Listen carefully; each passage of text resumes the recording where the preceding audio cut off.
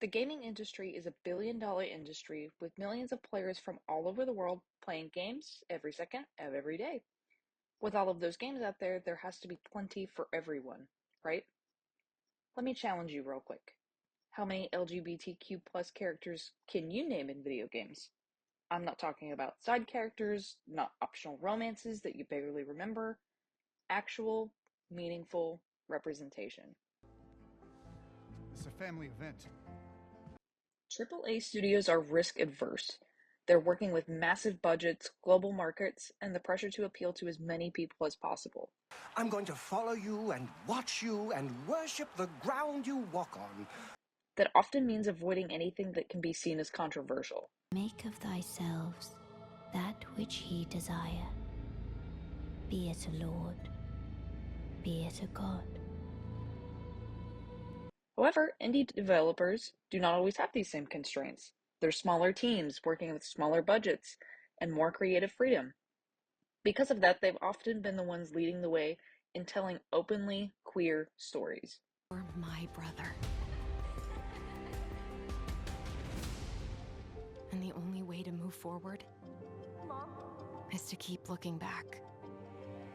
That said, there are some standout examples in mainstream games where LGBTQ plus representation is central and intentional. There's The Last of Us, produced by Naughty Dog.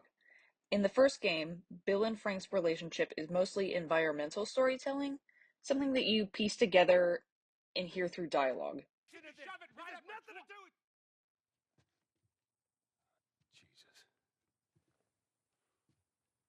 What, you know this guy or something? Frank. Who the hell's Frank? He was my partner.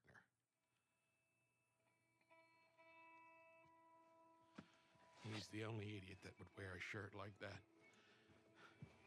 It's more subtle, but it's still meaningful, and it builds out the characters that Joel and Ellie interact with. I'm sure your friend will be missing this tonight. It's light on the reading, but it's got some interesting photos. Now, Ellie, that ain't for kids.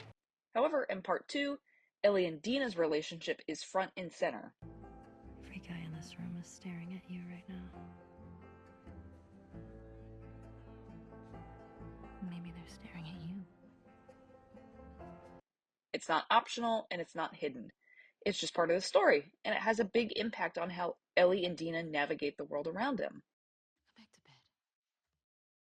We'll talk about it in the morning, okay? I have to finish it. And then you get into the story of Lev and Abby, another trans character that you interact with. Lev's story is a little bit different in that it is a little bit more hidden through subcontext. I was trying to make her understand. That was she just kept yelling. And you gain information about their character through dialogue. Where were you headed? I don't know. Just away. What the hell did you do? I shaved my head. They want to kill a little boy because he shaved his head. I wasn't allowed. It's the rule. I broke it. Jeez. So why'd you do it? I don't know. Did you hear what they called me? Yeah. Do you want to ask me about it? Do you want me to ask you about it? No. Okay. The Last of Us is an example of a AAA studio where LGBT plus characters aren't just included, they're essential to the story and the world building of the game. You're my people. But more often, representation in games look a little different. I saved you. And I'm here to save you again. Let's take a look at Baldur's Gate 3. Who are you?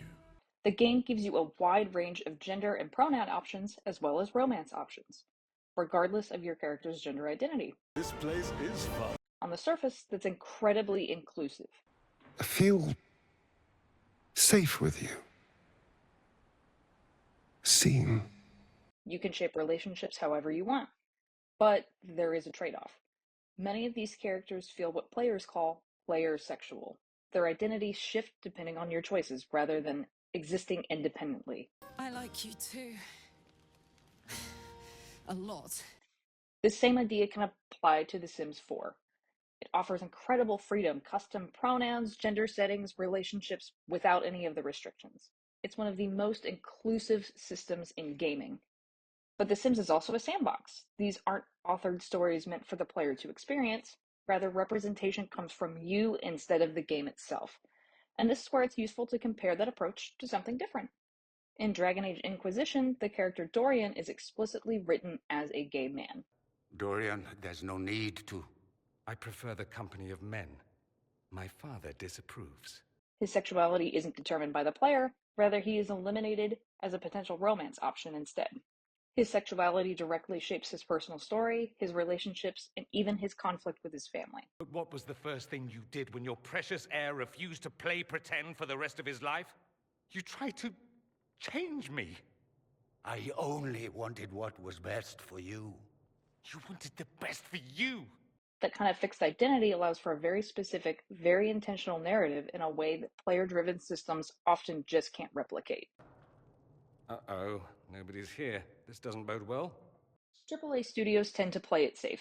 Representation is often optional. It's something that you can engage with or ignore entirely. It's flexible, but it's also easy to overlook. Indie games, on the other hand, are more likely to center LGBTQ+ characters in their narrative. Let's take Life is Strange, for example. Life is Strange is about Max and Chloe. Max? Chloe? Oh! Yay, Max! Depending on your choices throughout the game, Max and Chloe can become romantic together. I pledge allegiance to Max and the power for which she stands. What makes it important is that it doesn't feel like it's an afterthought.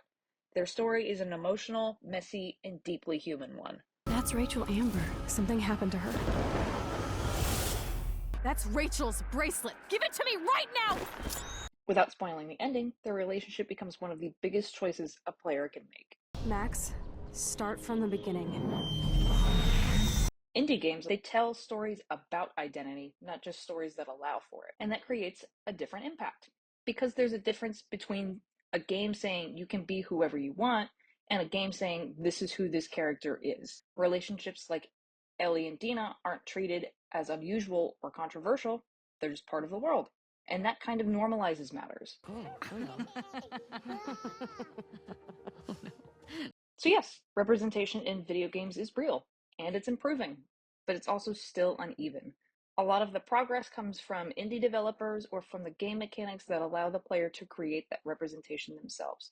And while that kind of freedom matters, it's worth remembering why characters like Dorian in Dragon Age and Ellie and Dina from The Last of Us stand out, because their identities are not optional. They're not adjustable. They are written into who they are, and because of that, their stories get to say something specific. And that leaves us with one final thought. Maybe the difference isn't just inclusion, but intention.